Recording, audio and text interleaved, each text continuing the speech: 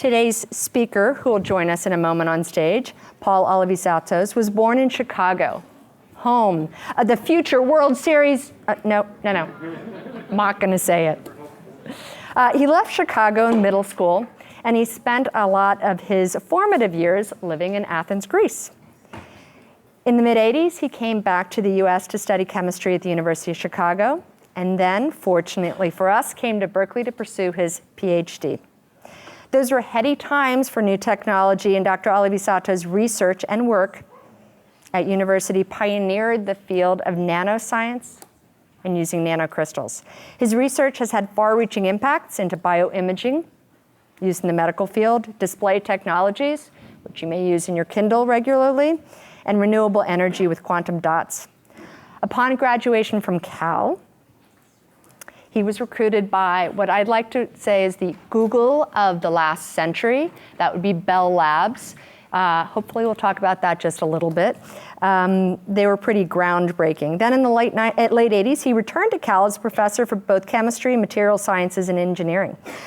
In addition to his academic role, somehow he found time to start 3 companies, at least 2 of them are still going.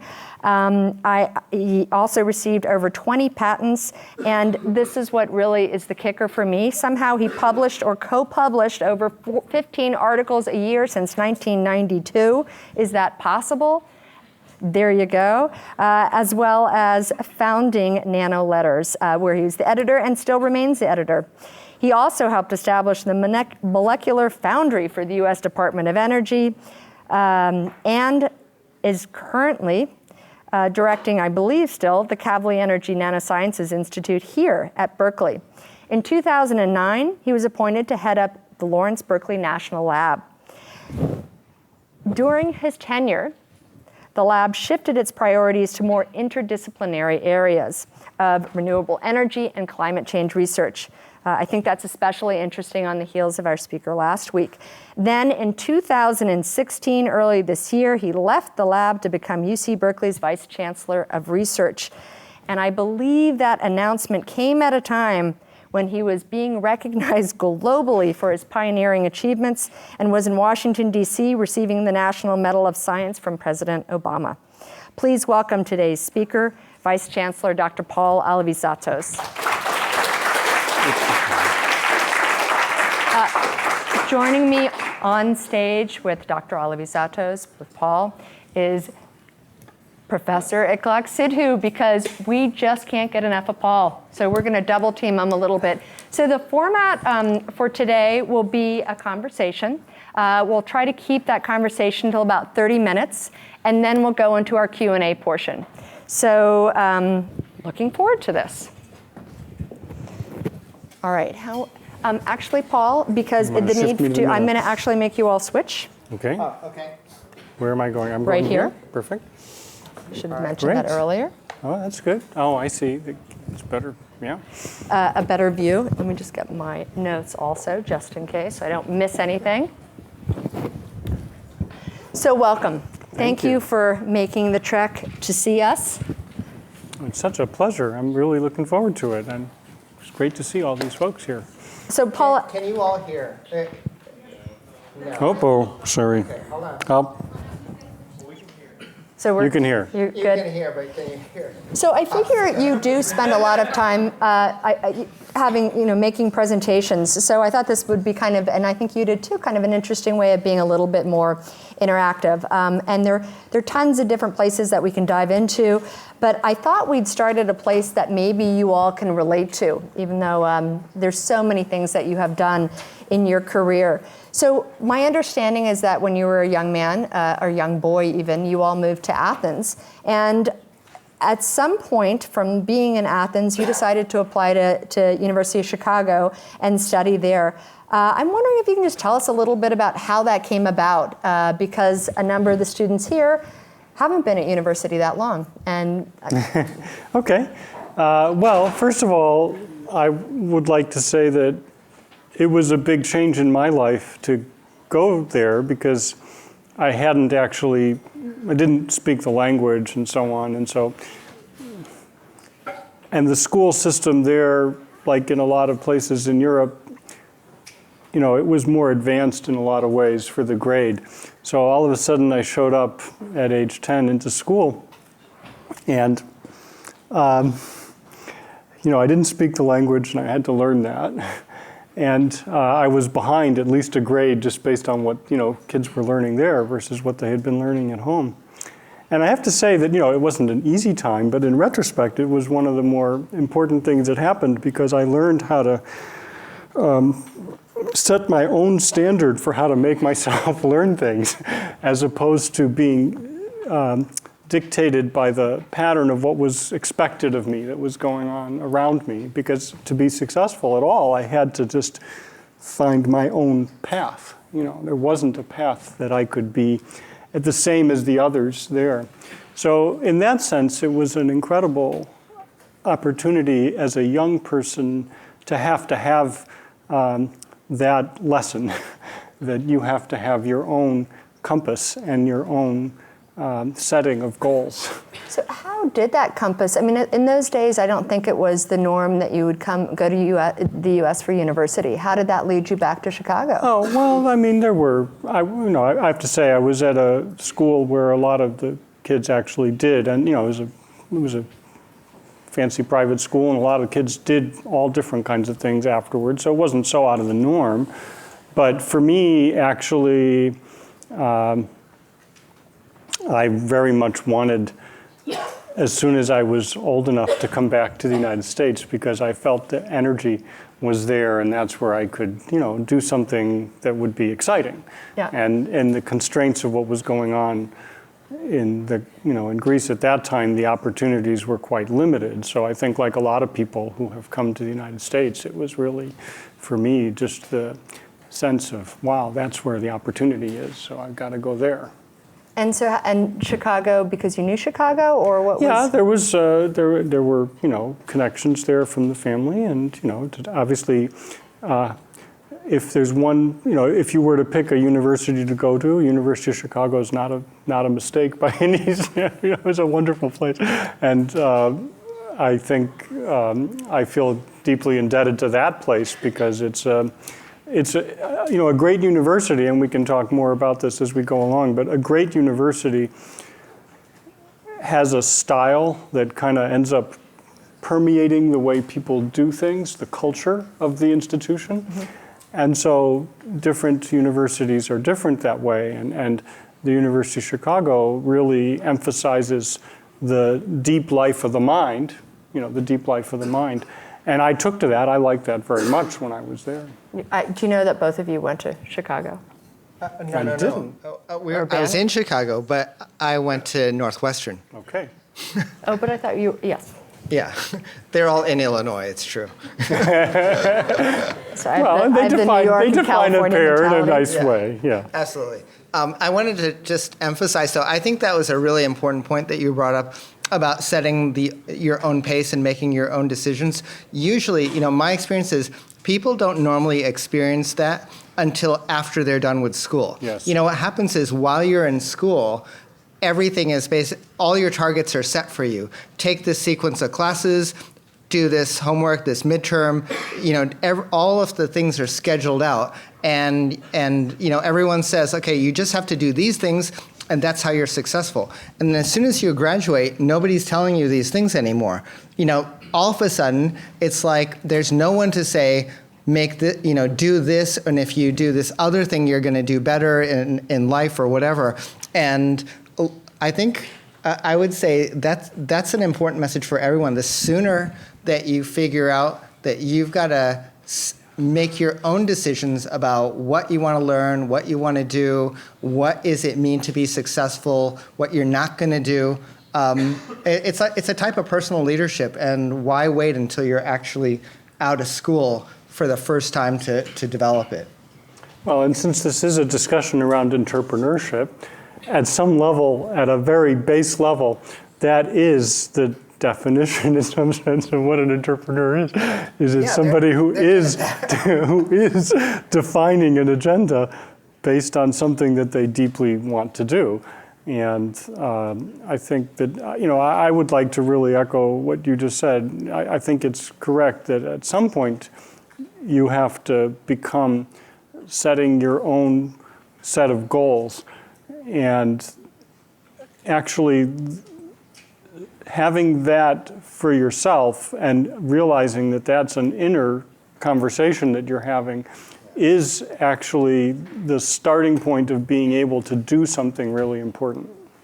So were there, as you're studying, going through college, were there certain, or what were the points for you that started you on the path that you feel like you're on now? Were there certain things from studying chemistry, or how did you even begin to study chemistry? Well, what can I say about that? I mean, so as an undergraduate, I have to confess that I took the smallest number of chemistry classes that a person could take.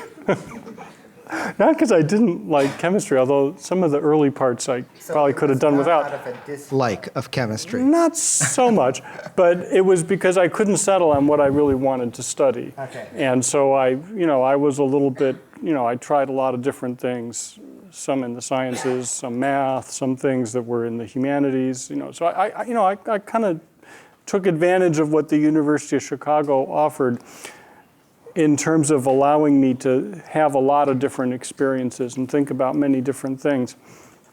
And I do have to say that subsequently as a scientist, I can say that, certainly all the science classes I took there were very good and they were important, but actually, you were just talking with them about having a writing assignment and a PowerPoint and so on. And I have to say that in terms of many things that happened later in my life, as a young student there, I took classes in history and philosophy and places like that. And they had a practice at that time at least, and I suspect it's true for, where again, I had to define a set of ideas that I had to define, right? That was what the expectation was. You didn't have a rubric? And then somebody would come and rip those to shreds, and I had to go and rebuild it, right? That was the process that was done in that kind of learning. And I do have to say honestly that in a lot of my science classes, typically the questions had specific answers. And those are not bad things. They train you how to answer specific questions, but they're not anywhere near as powerful as the exercise of having to generate your own set of hypotheses, ideas, or frameworks, and then seeing how they fare against other people pressing against them. And so in many ways, I found that my education outside of chemistry has probably had at least as much, from that stage, from undergraduate stage, later a different story. But as an undergraduate, actually, a lot of my experiences that came from classes outside of the direct major were actually, as if anything, more influential on my development in the long term. So. Yeah, I mean, you're kind of, I feel like I'm going to accidentally go around all of your questions. Go ahead. All right. It's all right. I don't know. We're having a Up to conversation. 5 minutes ago, like 10 minutes ago, I was not even going to be up on the stage. And somehow I ended up here. And anyway, sorry about that. So, I mean, in a way, you're kind of talking about two different ideas there. Yeah. I actually want to jump ahead, but as long as we're on it, you're basically talking about two things. One is broad versus deep. Yeah. And, your science classes were deep, and this how to make your own logic and how to connect different ideas that are yet unformed, that's the broad thinking. And you're basically telling a story of the value of the breadth in parallel with the value of the depth, right?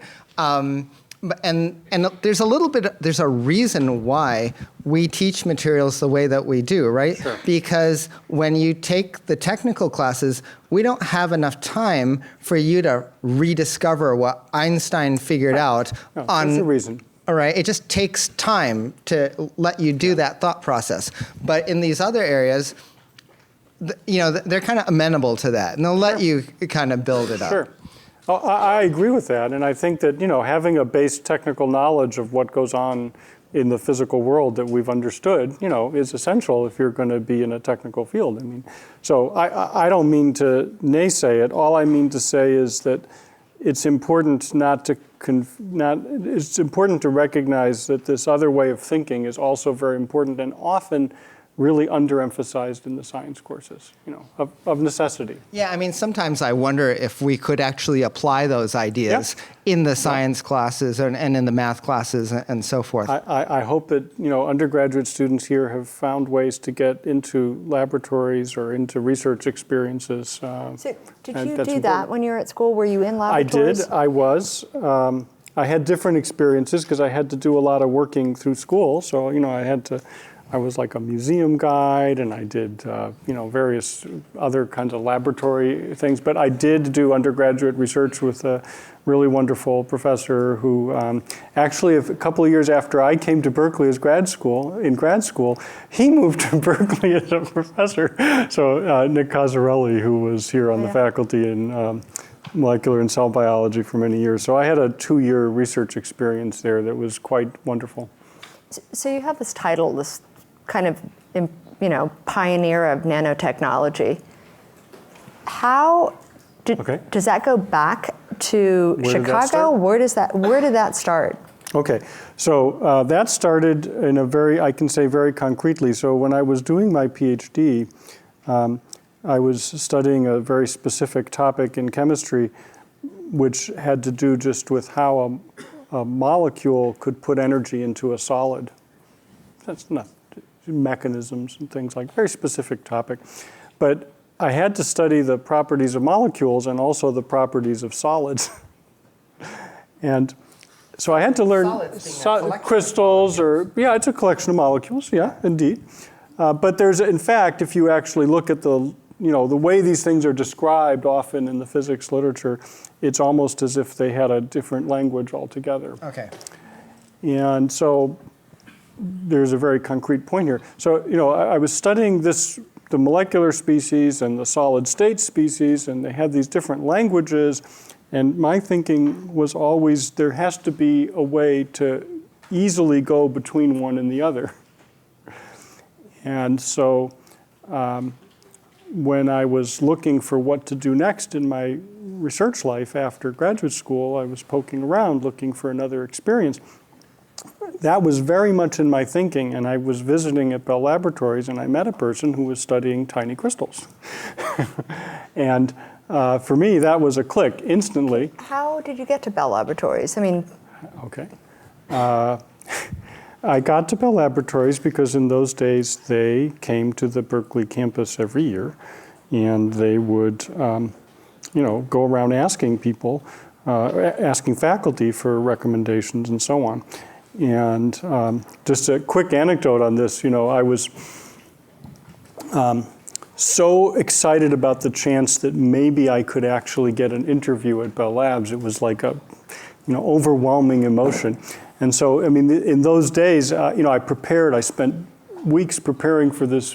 I had a 5-minute interview with the Bell Labs recruiter, and I spent weeks preparing, and I had my little resume, which wasn't much to say on it, but I had it typeset. I I actually went and got it embossed, printed. It cost me money and time and everything. And I was in there, completely wired to talk to this gentleman. And he was sitting there and he was kind of looking like this. And this is classic Bell Labs style, looking at my resume and then looking at me. And I had up on the top A, because my first name's Armand, so it was A. Paul Alivisatos. He goes, A. Paul Alivisatos. No, I want to talk to the Paul Alivisatos. Just like I was ready to reach across the table and choke him. Many years later, he said to me that he remembered that interview vividly, and he said that he could tell how much I wanted that job, and that's why I got it. Was because I went in really, knowing this is what I want to do. I want to go to Bell Labs because that was the place to go at the time, and I had a lot of energy around that.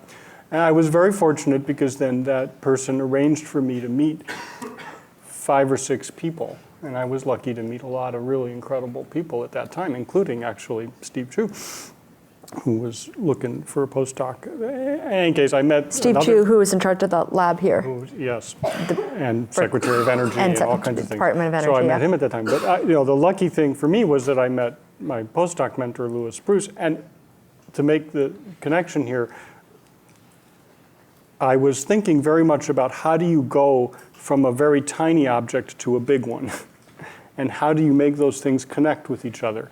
And in fact, that is sort of one of the bases of nanoscience, is to learn how to take a scaling law that would describe what happens in a very tiny scale all the way up to a big one, and how the properties change as a function of the size. That's those scaling laws that would describe all of their properties, melting temperature or charging energy or band gap. Those all depend on size, and that's how it came. Right. I mean, you basically found the middle ground. I found the middle transition ground, space and that was nano. between the molecule and the solid. And the solid. And that you could basically interpolate between those. And that is the only reason I ended up in that field, was because I wanted to be able to understand the language on the two sides of what I was working with. And so, but it is an interesting thing, because it points out that if you're at the interface between two ways of talking, Okay. if you learn both of those and you think about how they connect, very often that is where interesting discoveries come.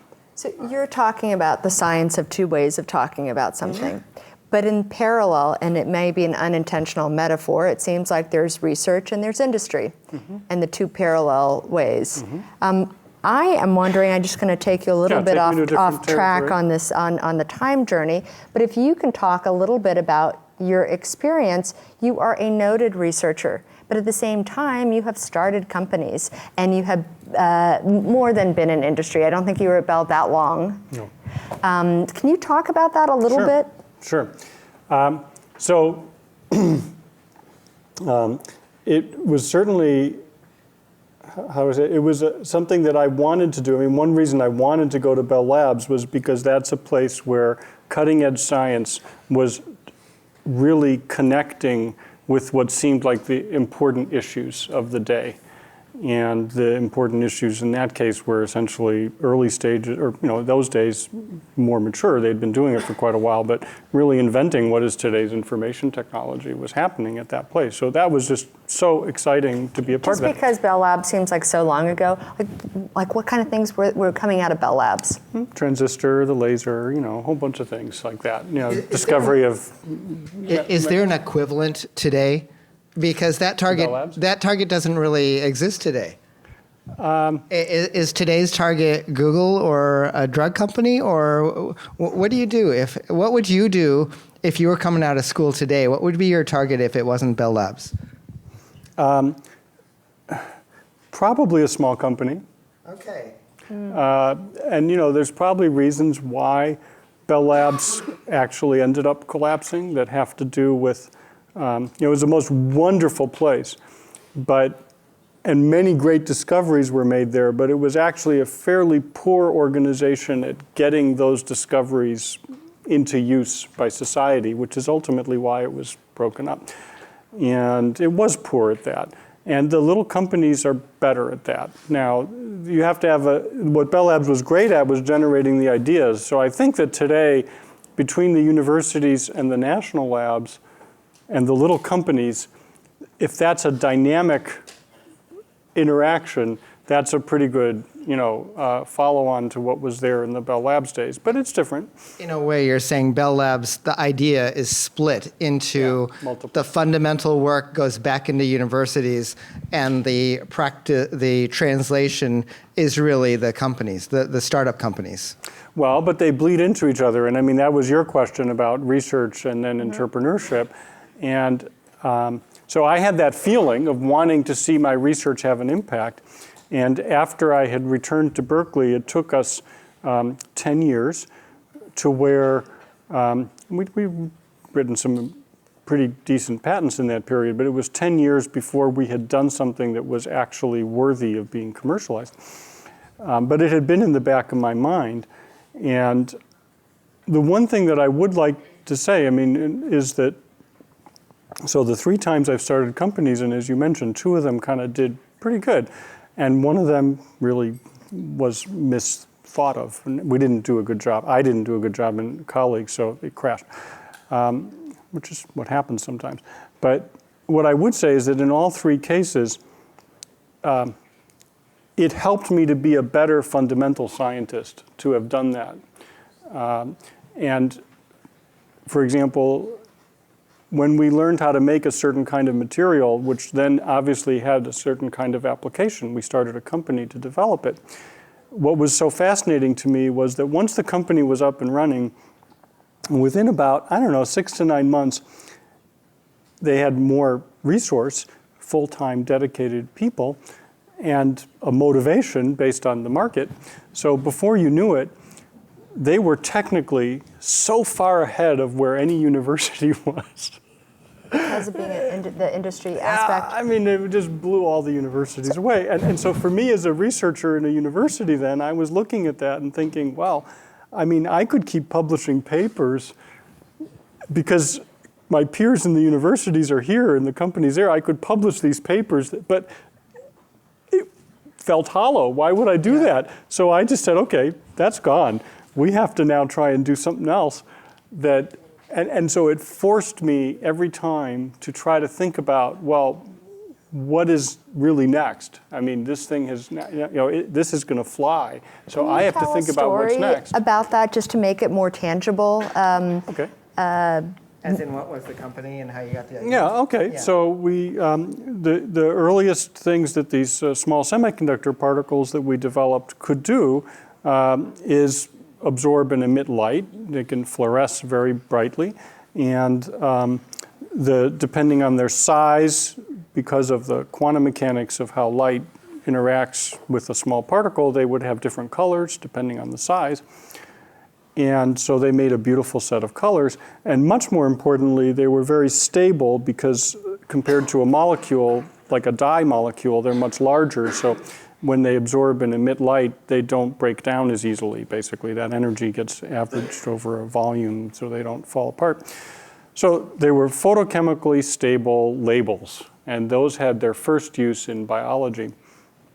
And with a good colleague, Shimon Weiss, who was here at the time, now he's at UCLA, we realized that this had applications in biology, as well as many other applications, some of which are still yet to be quite done. But anyway, so we could see that. So we went walking or driving all around, the Sand Hill Road area, sort of pitching this idea, and So before we knew it. Did you pitch an idea or pitch the product? I mean, could you see? No, he said we were kind of not too good at this, and so we pitched a sort of.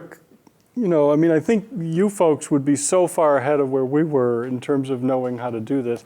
So we just basically said, this is going to be incredibly important for biomedicine because we can put labels and they don't bleach. And so we could show all the existing technologies that are, really harmed, that they can't do the detection that they need to do based on that. And there was a huge number, and the people there immediately understood and could tell where the market and the sizes of the markets were.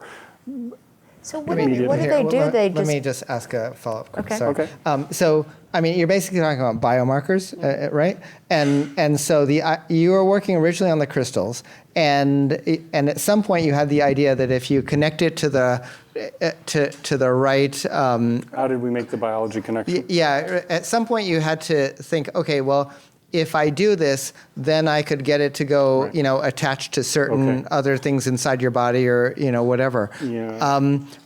When did At that what happen? point? Yeah. How did you get out of the first set of thinking about that I'm making crystals, and then how far did you have to take that thinking before other people could just come and help you and say, oh, you know what, we know the other part, and what is that other part that you didn't know?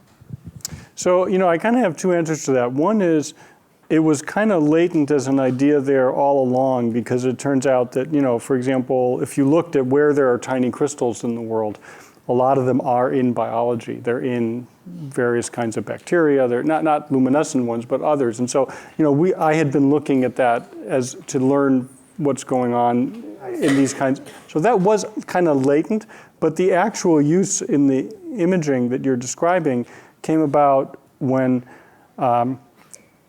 so Shimon, physicist working with the late Daniel Shamla up at the lab, they were amongst the earliest, very few people doing single molecule optical spectroscopy, so trying to observe single molecules, the physics of that. And especially that had its main applications in biology. And there was an event up at the lab where we were asked to have a group of different people come and just jam on ideas. And so we had at that point developed these quantum dots to where they were very robust fluorophores. And at that moment, I was not thinking about the use. But Shimon was there and talked about his recent experiments trying to observe single molecules in biology, and it was just an instant click. And then from there, it was obvious we could read immediately and just figure out. I mean, even before we published any paper, we did publish the first paper doing that kind of work. But even before we published any paper, we knew that this was going to turn out to have a lot of uses.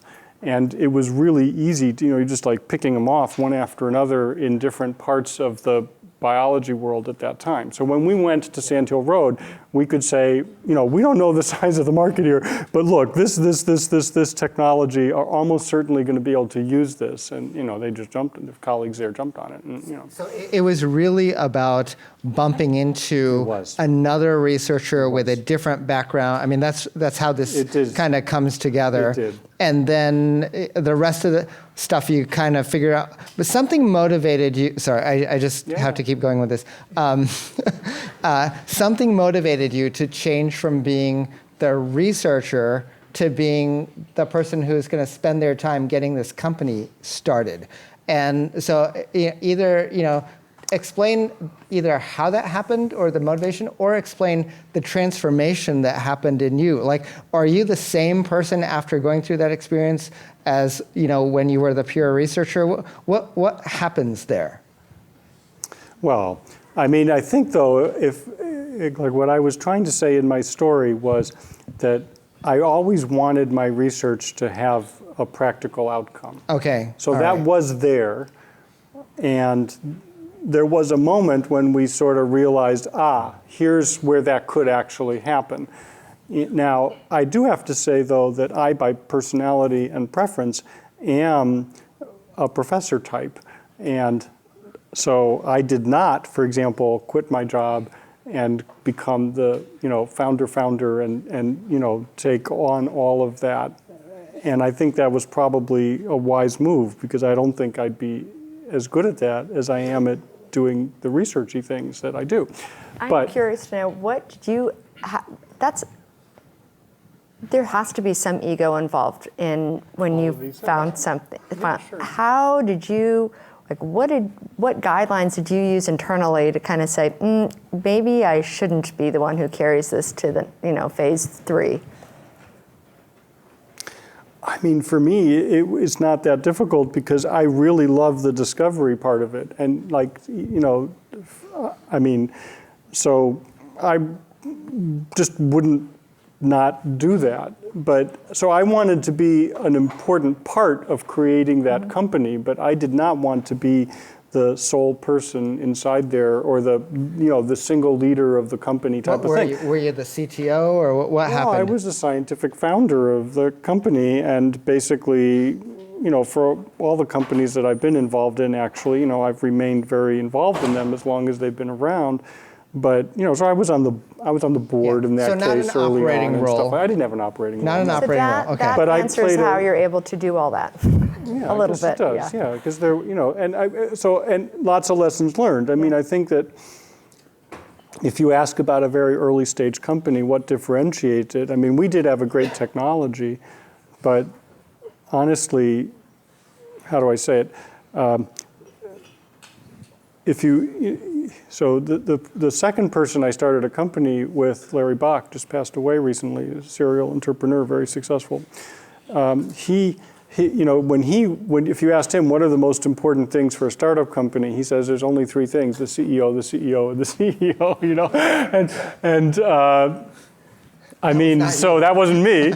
And that's true. So I mean, recruiting or getting the right person into a role like that really matters a lot. I mean, so that's fine. So it sounds like you have this incredible perspective, and here you have all this research, you're trying to make it also practical, and you've been working in the Berkeley lab.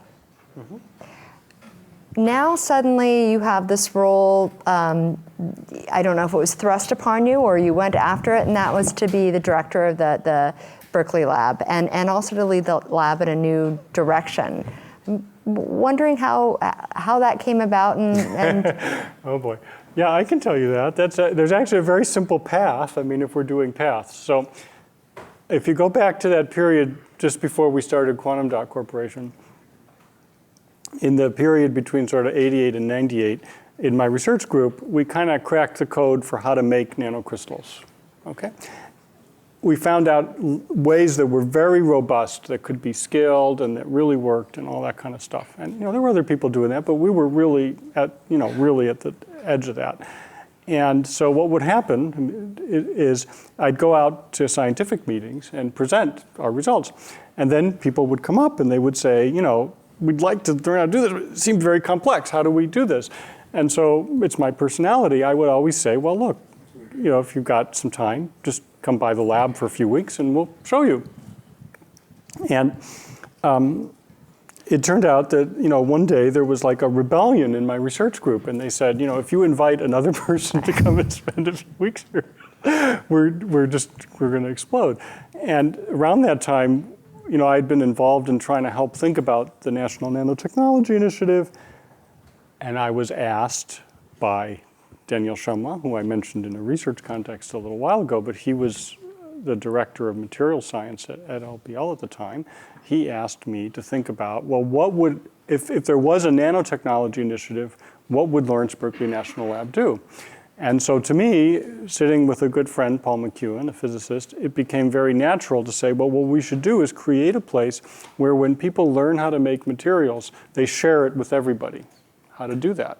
Because that was my experience, is I was trying to share it, and it just didn't scale because my personal lab couldn't do that. And that's how the Molecular Foundry was created. So I worked with Paul, we wrote the proposal, ultimately it got funded, we created the Molecular Foundry, I was the first director. Sadly, Danielle got very sick, passed away. So Chuck Schenk, the director at that time, asked me to take Danielle's job, because I had done a good job at this. And it seemed interesting, so I did it.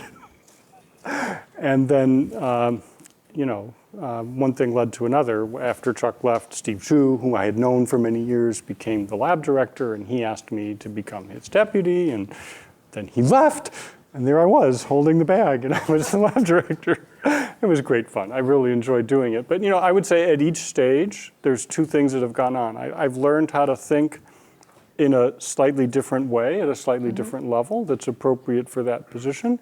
And at each stage, I've been very careful to try to keep my personal research still going with my students.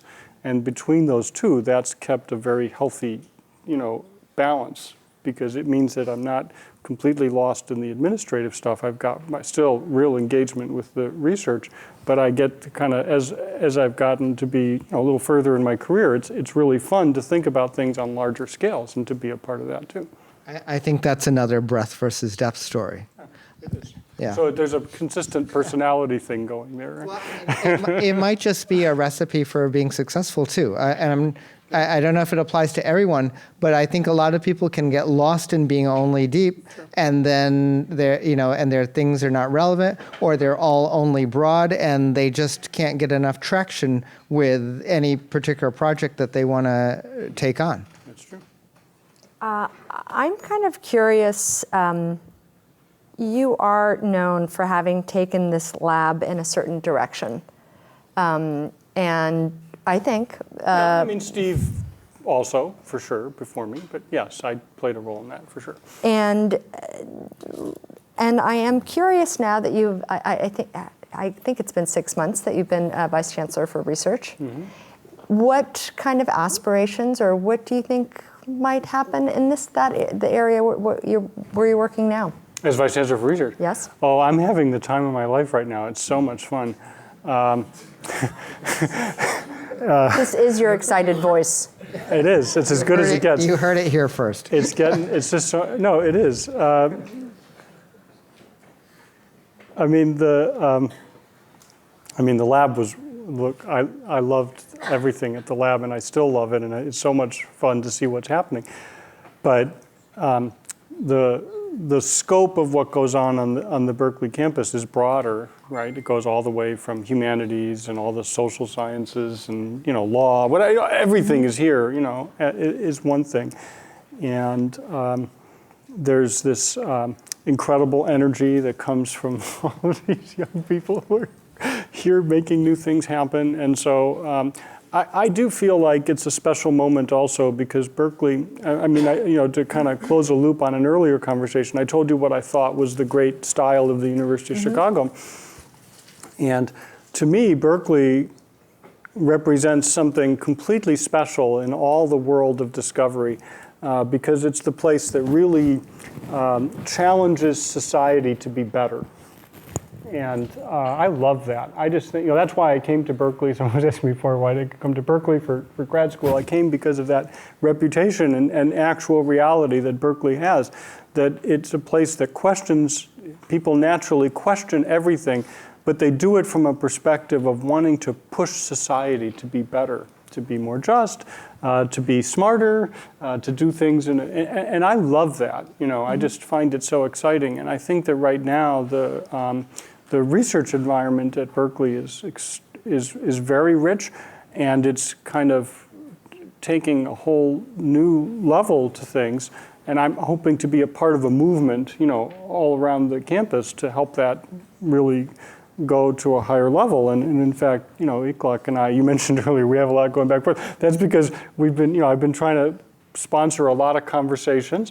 One of the conversations we've been having is around entrepreneurship and how do we make it so that this desire of the Berkeley community to impact the world in this positive way, how do we tie that in with the entrepreneurship so that it has its own kind of style and flavor that's really, maximally impactful. And so I feel like I've jumped into a great spot because it's a very wonderful moment for this conversation to be going on. And it's really, it's electrifying, actually. So, if I rephrase a couple things, and, I'll say the first part of what you're saying is research is relevant and exciting, relevant, meaningful when it affects people, and you can basically tie that back to the Berkeley mission. I mean, you're kind of saying, that's what brought me here because it really affects people and society and so forth, and in a way, that's what makes your research relevant, and that's what makes it exciting to do it. Sure. And then, and then you have a second message, which is somehow entrepreneurship is related to that also. Totally. There's clearly an intersection coming of these two ideas, entrepreneurship and the societal mission. If someone hypothetically was to ask you, what's your vision for Berkeley, 10 and 15 and 20 years down, where you'd like to get to for what it means to be at Berkeley, what would that be? I mean, would you be putting those two ideas together somehow? Entrepreneurship. Absolutely. And the societal mission. I would love to see that, I think that at this moment in time, you mentioned the Bell Labs story and how Bell Labs is gone and what has substituted for it. And societies, the planet as a whole, all require this ability to create new ideas and also to have those ideas have an impact on society. And I think that we're at a moment in time where the connection of the university to society is changing. At one time, it was more closed off. And a great university in the future will be one that still retains the ability to have the truly fundamental discoveries taking place, really the abstract ideas, the core thinking, but solves the problem of how to make it so that it connects with society in a natural way, just dynamically all the time, in and out, connections like that happening. And that to me means that entrepreneurship has to become a living part of the university, not something that just comes afterwards, but it's integrated into the life of the university for different people in different ways. Some people may never touch it, but for lots of people, whether they be students or faculty or staff, it's going to be a natural part of how they're doing what they're here to do, and they should be able to kind of move in and out and do that in as natural a way as possible. And we're struggling, all universities are struggling to do that, but I think Berkeley, because of its mission and its style, is going to be unequaled in the ability to do this. And so that's what I'd like to see, that in 15 and 20 years, that we as a community will have defined a way of doing this that everyone will look on as saying, that's the right model, that's the way to do this.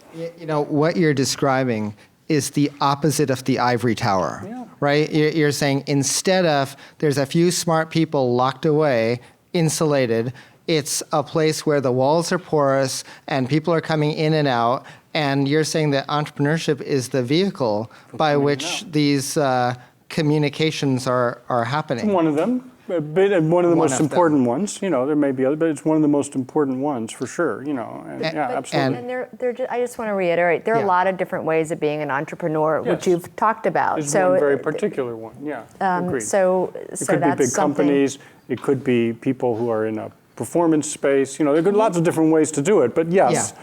And right, and people can even have entrepreneurial characteristic. Just Indeed. you inviting other researchers of different type. I mean, just all of that. It's broad. What is And the only worry there, the only worry is that we retain that ability, because you said in the ivory tower, I mean, the idea of the ivory tower is that somebody finally has the freedom to think about ideas without having to be required to have an immediate impact. And so I think that the problem that the modern university has to solve is how to still have that freedom to think hard about deep things, but then also to have the immediate connection where it's possible and appropriate to let it happen and not get in its way, just let it go, and that's a design challenge that I think we're making a lot of great progress on right now. which has to be worked out with many stakeholders, Many obviously. stakeholders. What's holding us back from that? What stops us from being at that vision now? Well, gee, I mean, I think it's very important that we openly celebrate the entrepreneurship that goes on here. There's a lot of it. We're going to quote him on that, by the way. Yeah. There's a lot of it that does go on, and I think that some of it isn't as, people don't hear about it as much. And that's why, for example, I'm very happy because I do have a senior role in the university as an administrator, which I'm very proud of doing. But I am also involved as a scholar, which is something we recognize, at the and also as an entrepreneur. And I think that, that's something that is really important that we openly celebrate examples like that. Yeah, in fact, I mean, you're kind of saying it's not only possible that you can be all three, you could actually be all of these things and better in all of them at the same time. They help each other. They help each other. They all help each other. And I think this is a key point because you were asking, how do I find the time for it? But in fact, the answer is that each one makes the other easier to do and better to do. So they're not actually fighting against each other. And if look, it depends on personality, but if you locked yourself into one of those domains, you may have a very successful experience. But now you've lost modes by which people know how to affect the world and how to interact with it, and you just walled them off. Why would you, so for me at least, why would you ever do that? And so I find them all very connected. They're not disparate things, yeah. As you're gathering and getting energy from these different areas, I am curious to know if there is some motto that you work by. I haven't asked you this. A motto. But you have that Greek background. I mean, there must be some a Greek quote or something. Besides know thyself. Yeah, well, I don't know. Maybe that's it. But something that you could kind of, in closing, as we're having this portion, that you would like to share with the students as they're going forth in their lives. No pressure. Yeah. Well, look, I mean, I don't know that I can distill it necessarily to a motto, but I will say this, that at the different stages of my career or the different stages of my development, I followed what got me personally very excited. That's where we started the conversation with, where I said, I got thrown into this situation where I couldn't do what the system around me was telling me to do. I couldn't hand in the essay that I was supposed to because I couldn't write it. So the one thing that I have followed has been at each stage to do something that I personally am very passionate and excited about doing. And that is part of, to me, it's a curiosity. I want to do it. And it's something that I feel like will be something, it's an adventure for me to do. And that has been a consistent thing that I've done at each one of these steps. I haven't taken something on if I didn't feel like it met that criterion. That's fantastic. Thank you for sharing that with us today. And I'll open it up for questions. You want to use this microphone? Sir, yeah. Thanks, Ikot. For sure, I can't answer it. Finally, the microphone's gone. Kidding. Hi, I'm Alex Newman. I'm intended EECS major, and I was just wondering, you said most of your career has also been defined by the open exchange of information. How important would you say that was in the founding of your companies in general and your industry experience? Well, for my opportunities to have been involved in creating companies, it was all cases fundamental because it was always, so for example, I have with my students always small meetings, groups where we get together and talk about what's been happening. And it's always been a rule for us that those are open. Sometimes people from other competing research groups show up. We just put it all out on the table and, whatever's there, And I have found over time that in that academic setting, open has won enormously. There might have been, in my more than 30 years now of doing this, there might have been like one or maybe I can think of 2 cases where somebody left one of those meetings and kind of used the information in a way that I didn't think was quite fair to us because, there were our ideas sort of got, lifted. In 30 years of change, having ideas fly back and forth almost every single day, that's pretty much never. But the number of things that have come in that have helped us do something we would never have done ourselves if we hadn't had that other person there teaching us about something has been huge. Can't even count all the examples. Now, it is true that once you're inside a company, that company itself is going to protect information, especially when it's a very young company. It has to be quite good at that, but even later. And so that's a different world. And I've participated in that world. For example, one of the companies I visit every 2 weeks, for a couple hours, 2-3 hours. I'm there all the time. And what I learn there stays there. I mean, that is a cutoff piece because it's trying to create that value, that commercial piece. So I would say in the university world, it's open, open, open. But in the company, there's other considerations, and that's appropriate. If that makes sense to you.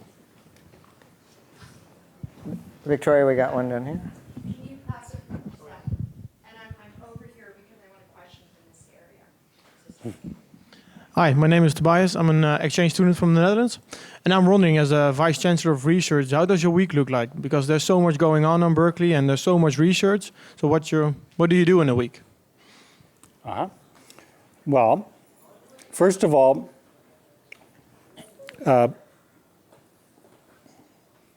just as you said, I have to be very careful about what I want to get done.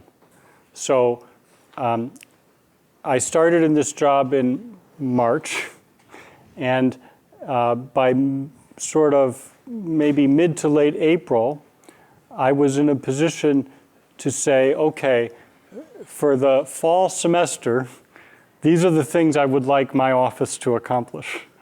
I think at this point, I know already the things that I would like my office as a team to accomplish in the spring semester. So it's super important that I try to think through what are some things that we want to do that are going to be left behind, concrete stuff that we're going to deliver. And then you have to look at your time and make sure that you're devoting time in a way that's appropriate to achieve those things which you've set out as goals. And so if you look at my calendar, it's a busy calendar and there's a lot of chaos. And some of it is just me going out and meeting lots of people, because at the beginning, I don't know everybody. Even though I've been at Berkeley for a long time, I haven't been connected to certain other parts of the campus. So I've been doing a lot of that kind of stuff. But you know, and there's some things that are just duties of the position, and there are some things which are, you know, things where you're just representing the university at large and so on. You know, so those things will come into the calendar, but it's on me to make sure that I've managed my time, and that I've managed my time to a purpose. And the purpose has to have specific goals. And I have to be able to look at my calendar and see, okay, for example, I've set as a goal that by November, we will have run a discussion broadly amongst the faculty about what are a small number of new initiatives that we would like to set up for the Berkeley campus. And so every week I have a certain amount of time dedicated to seeing how we're doing on that and to helping that move along. I've set another goal in this particular case because we've had some problems with the bureaucracy and how to process grants and do research administration. So I set one goal that's kind of lofty and fun, and one goal that's really, you know, the busy, hard work of making things function well in a university. Set two goals like that. So that second goal, there's time every day on the calendar to do that. There's also time every day on my calendar. I miss about, you know, half of those, unfortunately, but nominally every weekday, an hour with my graduate students and postdocs to talk about research, as well as Saturday, you know, from 9 o'clock until maybe 1:30 or 2 or so, with the students and postdocs talking about, you know, the science. And so my time is blocked, and the blocks of my time reflect my sense of what the importance of those relative things are. And I pay great attention to that. And periodically, every 2-3 months, I will sit down and really look at my calendar and think, is my time corresponding to my goals? And if they get out of whack, I have to act to fix that. Thank you. We have one more question, and then Paul, I'm hoping you'll stay because I know Sure. there'll be some students that'll. My pleasure. Yeah, one question, especially if you've seen both worlds. What's a good way for Cal students to get engaged with the National Labs? Because I heard from collaborators at the National Lab that they would love to see more students up there. And would you encourage that also for undergrads who want to stay for grad school? Yeah. So look, I mean, many of you will know, but many of you may not know, that just up the hill from here, a very short distance, it actually, you know, I when I was lab director, I always walked up the hill, and it's, I'm a lot older than you, you know, down was like 10, 11 minutes, up, well, maybe closer to 20, 25 or something for me, but you could just do it, you know, running. And so it's not far, and it's one of the most amazing places in terms of what goes on there. The science, the technology, the environment, the sharing community, all of those things. It's a phenomenal resource. They are eager often to have undergraduates be engaged. I will say that maybe, you know, we were talking about what are my goals at different times. I'm debating with my colleagues right now whether one of our goals next semester would be to talk systematically around the campus about undergraduate research. And part of that would be in collaboration with the lab, because I think that probably many of you have experienced that you have to go asking a lot, and it can be hard to find that opportunity that you would like. And I think that we could do better to help, you know, all of the undergraduates to participate in the discovery, not just the classroom learning. And I would encourage that. But I will say that if you put the time in and you poke around looking to see what's happening at the lab, it's all there to be found on the websites and on the research publications and so on. And if you contact people there, you may have to give it a few tries. It may not happen the first time, but you will find ultimately a connection there, and it will work.